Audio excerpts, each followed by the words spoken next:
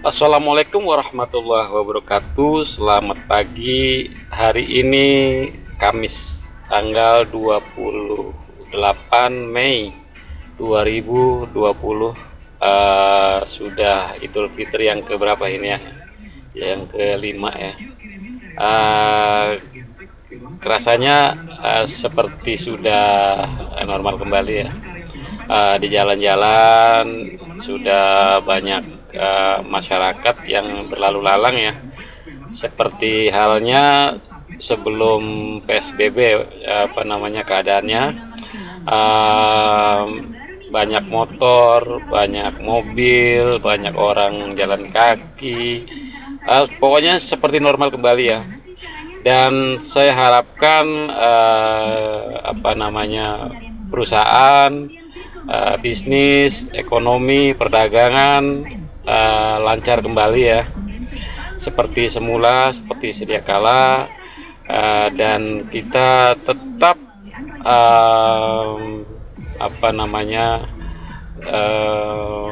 mengagungkan nama Tuhan. Kita tetap mengikuti perintah Tuhan dan menjauhi segala larangannya, agar Tuhan tetap cepat-cepatnya menolong daripada bangsa Indonesia, di mana kita tahu bahwa Tuhan akan menyayang, akan mengasihi manusia, akan mengasihi suatu bangsa, di mana bangsa itu tidak tidak macam-macam ya, tidak membuat satu seteru, tidak menantang Tuhan, dan tidak membuat suatu perbuatan syirik atau perbuatan musyrik ya. Adapun rincian daripada hal semuanya itu tentu saja masyarakat itu sendiri yang bisa menilai apakah itu boleh atau diperbolehkan oleh agama, apakah itu dilarang oleh agama, apakah itu tidak diperkenankan untuk membuat suatu tandingan-tandingan daripada kekuasaan Tuhan. Dan semoga kemakmuran, semoga kesuburan, dan semoga segala suatu kecukupan daripada bangsa Indonesia akan kita raih ya, akan kita capai, kita dapatkan dalam waktu-waktu yang tidak terlalu lama, dan kita pulih kembali ya. Rasanya saya merasakan satu hal yang sangat bahagia, di mana begitu antusiasnya masyarakat terhadap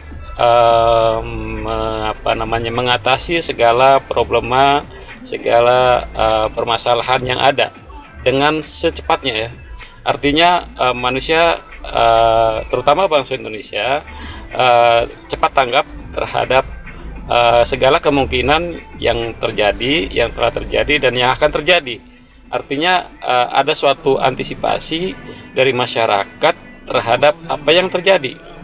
Itulah salah satu keunggulan daripada bangsa Indonesia adalah bukan mendahului, tapi dapat memprediksi daripada apa yang akan terjadi.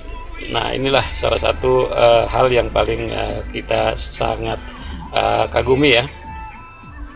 Meskipun memang secara sains, secara teknologi, secara ekonomi, memang bangsa Indonesia tidak atau belum mengungguli bangsa yang lain, tapi untuk kawasan Asia, terutama di ASEAN ya, Asia Tenggara, Indonesia masih yang terbaik, the best country ya, the best state ya. Dan tentu saja kita harus tidak perlu malu ya untuk sesuatu hal yang baik. Seperti halnya Vietnam itu konon kabarnya 0% daripada wabah ini tidak ada korban gitu. Artinya kan tidak ada satu orang pun yang terjangkit ya, atau mungkin terjangkit tapi semuanya sembuh. Artinya tidak ada korban meninggal ya. Nah, di sini yang perlu kita pelajari, yang perlu kita ikuti daripada cara-cara yang mereka lakukan Artinya meskipun mungkin Indonesia secara global ya, secara nasional adalah bangsa besar dan tidak akan sama dengan seperti yang Vietnam tadi ya. Vietnam kalau saya perhatikan seperti di YouTube ya, kemudian di media sosial itu rasanya masih lebih terbelakang dibanding Indonesia. Namun kita tidak perlu malu untuk mempelajari sesuatu yang terbaik. Mereka pun pernah belajar dari kita seperti halnya cara-cara gerilya ya, cara-cara melawan musuh, melawan penjajah pada waktu kita dijajah oleh bangsa-bangsa seperti Portugis, seperti Belanda, seperti Jepang ya. Kita melakukan gerilya dan Vietnam belajar dari kita. Itu mereka akui bahwa kita bisa memberikan satu tularan ilmu terhadap keberlangsungan daripada bangsanya. Dan kita tidak perlu malu, tidak perlu sekali lagi saya katakan bahwa hal yang terbaik untuk suatu keberlangsungan suatu bangsa ya harus kita lakukan. Kemudian Malaysia, seperti Malaysia itu juga kan dia lebih mementingkan daripada pribumi ya, native nation state. Saya salut ya, Malaysia lebih mementingkan pribumi, mau lebih mementingkan bangsa yang lebih nasional ya, lebih kebangsaan ya, heroik. Orang-orang yang dianggap heroik itu yang dipentingkan. Dan kita juga tidak boleh tidak boleh malu juga kalau bangsanya sendiri meskipun istilahnya orangnya hitam, orangnya tidak cakep, tidak manis, istilahnya kurang ganteng lah, misalnya bangsa Indonesia misalnya pribuminya mungkin hidungnya juga pesek atau mungkin ya pokoknya segalanya kurang ya secara fisik, tapi kita harus berbangga hati, kita harus berbangga bahwa justru dari mereka lah akar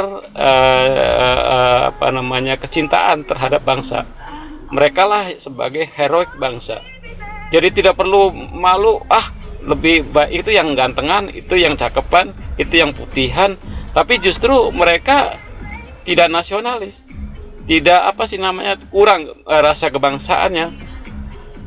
Disinilah yang perlu kita garis bawahi bahwa secara fisik kita tidak harus mengatakan bahwa yang cakep-cakep itulah yang sebagai orang yang dapat mengangkat suatu bangsa. Tidak ya, secara historis bahwa pahlawan kita itu orang-orangnya kelihatannya sepertinya juga hitam-hitam juga itu ya. Jadi secara itu ya skinnya, secara kulitnya itu juga mungkin ya terlalu banyak berjuang juga di lapangan ya.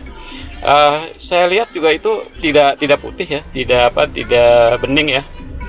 Dan saya salut daripada heroik mereka ya, jiwa heroik mereka mempertahankan bangsa, mempertahankan negara, mempertahankan tanah air, rela berkorban jiwa raganya, rela berkorban segala waktu untuk keluarga, waktu untuk dirinya sendiri, waktu untuk bagaimana mengurus daripada segala yang seharusnya kewajibannya. Misalnya seorang pahlawan, saya tidak menyebut siapa ya, tapi seorang pahlawan lah, seorang pahlawan kemudian ke hutan ya untuk melakukan suatu gerakan, untuk melakukan suatu gerilya atau mungkin sebagai cara taktik strategis. Mereka pergi ke hutan berbulan-bulan ya untuk menghadapi serangan daripada musuh ya. Kemudian artinya keluarga itu kan ditinggal ya. Nah disinilah salah satu kehebatan daripada jiwa heroik suatu bangsa. Itulah yang saya sangat salut. Tidak usah malu ya, tidak usah berkecil hati. Seperti saya ini kan juga kan ya tidak terlalu cakep juga, yang muka juga jerawatan dan kulit juga sedikit hitam ya, bukan sedikit hitam tapi hitam. Tapi hitam manis ya. Ya, sehingga apa yang mereka lakukan, para pahlawan, para pendahulu kita, ya kita sebagai generasinya, sebagai generasi penerus bangsa, ya harus kita ikutilah, harus kita telusuri, harus kita tracing daripada segala taktik, segala strategi daripada pahlawan kita. Ya mereka begitu hebat, begitu berjiwa kebangsaan ya, sangat mementingkan kepentingan nasional, sangat mementingkan kepentingan bangsa, sangat mementingkan kepentingan orang banyak dibanding kepentingannya dirinya sendiri dan keluarganya. Saya yakin sekali para pahlawan terdahulu itu meninggalkan daripada keluarganya itu lama ya, bisa berbulan-bulan. Artinya mereka lebih mementingkan kepada kepentingan orang banyak daripada kepentingan suatu bangsa. Itulah yang salah satu yang perlu kita acungi jempol, yang harus kita akui dan kita hargai, kita hormati, dan kita harus selalu mengingat daripada para pahlawan terhadap jasa-jasanya kepada bangsa, kepada negara, kepada rakyat. Nah, disinilah saya sebetulnya ingin mengatakan bahwa ada salah satu suatu ajaran. Ini bukan ajaran baru, artinya seperti sejarah itu ya, seperti sejarah, kemudian apalagi yang bersifatnya moral bangsa, pelajaran-pelajaran seperti itu dikenyam oleh generasi muda kita, dikenyam oleh generasi penerus kita, sehingga mereka mempunyai jiwa pahlawan ya, mempunyai jiwa heroik, dan mempunyai suatu kepedulian terhadap nusa dan bangsa. Mereka tidak boleh lengah, mereka tidak boleh tidak peduli ya. Harus ada kepedulian terhadap negara, terhadap bangsa. Jangan karena ada budaya dari luar lebih hebat, lebih canggih, kemudian lupa diri. Artinya tidak budayanya sendiri ditinggalkan. Justru yang dari budaya sendiri itulah yang memberikan satu spirit terhadap generasi terdahulu ya. Dan itu harus kita lakukan juga sebagai generasi penerus, sebagai generasi bangsa, sebagai generasi yang ada di belakangnya. Tentu saja tidak serta-merta menilai bahwa keadaan sekarang itu berbeda dengan keadaan dulu. Bisa saja keadaan sekarang akan sama dengan keadaan yang terdahulu. Ini hanya merupakan satu satu gambaran yang bukan real ya, gambaran yang belum kelihatan nyata ya, tapi ada indikasi ke arah itu ya. Contohnya setiap bangsa-bangsa yang datang ke negeri Indonesia, ke tanah air Indonesia, kenapa bukan untuk melakukan suatu kerjasama yang baik, melakukan sesuatu yang yang artinya kalau untuk perutnya, kalau untuk kebutuhannya kan bisa tercukupi ya. Misalnya berbisnis di Indonesia secara secara bisnis mereka lebih untung, mereka meraup keuntungan yang lebih besar.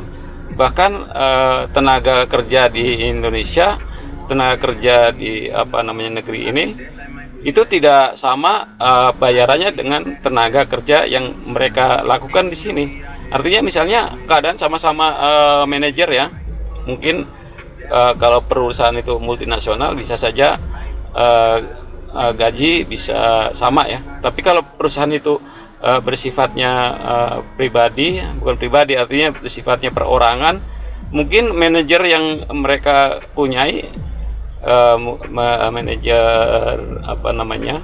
yang orang asing ya, akan tidak sama bayarannya dengan manajer yang dari lokal gitu ya.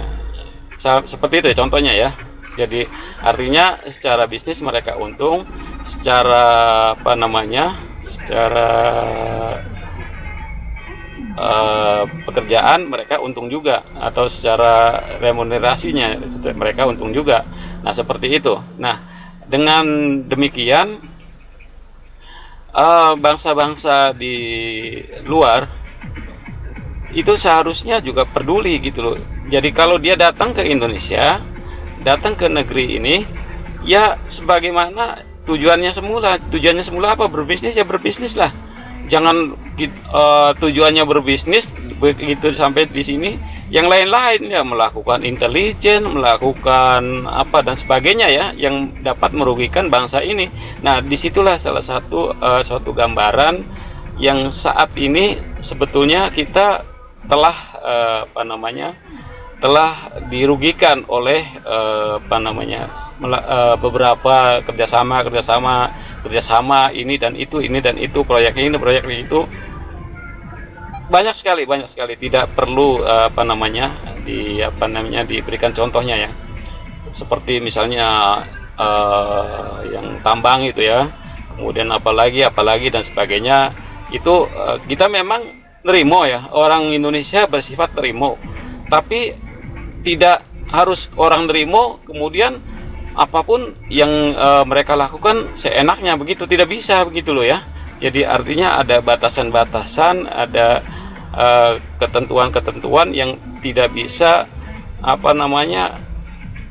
segalanya diatur, segalanya di ini gitu ya. Artinya bentuk-bentuk yang bersifat kolonial, bentuk-bentuk yang bersifat imperialis itu seharusnya tidak ada lagi pada zaman yang sekarang ini, pada zaman yang modern ini, pada zaman yang milenial ini.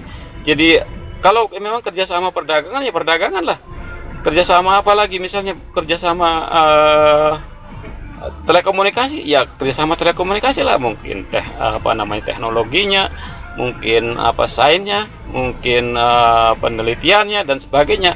Jadi jangan datangnya kerjasama perdagangan tapi nyatanya melakukan sesuatu yang lain ya, sesuatu yang kurang kurang dianggap wajar ya, melakukan intelijen, melakukan hacker ya, melakukan peretasan, melakukan apa dan sebagainya. Peretasan juga ada beberapa macam ya. Ada hacker itu ada tingkat pemula, tingkat menengah, dan tingkat tinggi, tingkat canggih ya. Tingkat canggih itu, yang hacker tingkat canggih itu bukan saja dia mencuri informasi, tapi dia pergunakan informasi yang kita punya. Jadi mereka melakukan menjalankan data-data yang kita punya gitu. Misalnya nama Parjo gitu kan di data itunya. Kemudian nama Parjo itu mereka pergunakan gitu. Itu yang udah tingkat tinggi, itu hacker tingkat tinggi ya. Jadi Parjonya kan jadinya ada nama dua, Parjo yang orang bangsa orang Keling ya, bukan Keling maksudnya bangsa orang yang hitam nih, orang yang pribumi, nama Parjo, tapi ada orang lain, orang asing yang mempergunakan nama Parjo juga gitu loh. Padahal tadinya perjanjiannya adalah perjanjian perdagangan. Berarti artinya kan mungkin ada batas waktunya. Misalnya 20 tahun atau 25 tahun. Itu kan ada batas waktunya gitu loh. Jangan begitu udah masuk ke sini Indonesia melakukan satu perdagangan, kemudian diretas semuanya. Akhirnya kan ada suatu penggandaan ya. Penggandaan itu artinya dua hal, satu hal tapi dua permasalahan gitu. Jadi ada namanya Parjo yang aslinya, kemudian ada nama Parjo orang lain gitu loh, orang yang untuk kepentingan bisnis, kepentingan yang lain.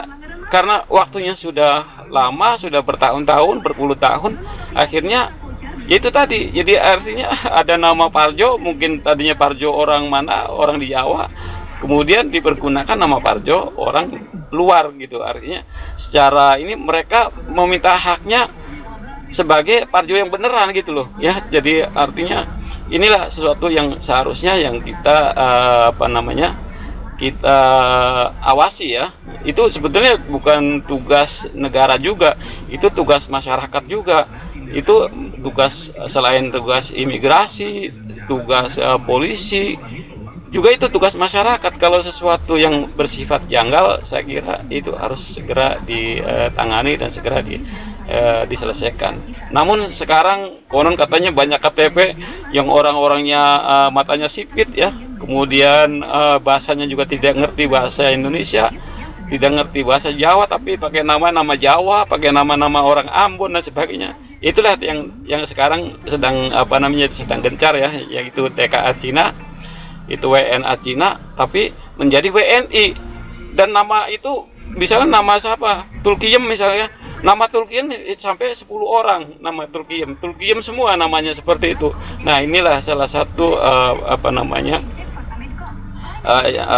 masyarakat yang perlu kita ketahui, masyarakat yang perlu kita ya harus kita protes lah. Kalau memang itu bukan namanya, itu namanya seseorang, kemudian dipakai nama sama orang lain, ya harus kita protes, harus kita selesaikan secara secara hukum misalnya kan, secara misalnya secara damai, secara dan sebagainya. Kalau itu bukan haknya dia gitu loh. Misal nama Tulkiyem sampai 10 orang Tulkiyem semua namanya, contohnya itu ya seperti itu. Jadi saya hanya memberikan suatu suatu spirit terhadap masyarakat bahwa kebenaran harus ditegakkan, bahwa kepentingan bangsa, kepentingan negara harus didahulukan, kepentingan rakyat harus diprioritaskan. Saya kira itu saja. Terima kasih. Wassalamualaikum warahmatullahi wabarakatuh.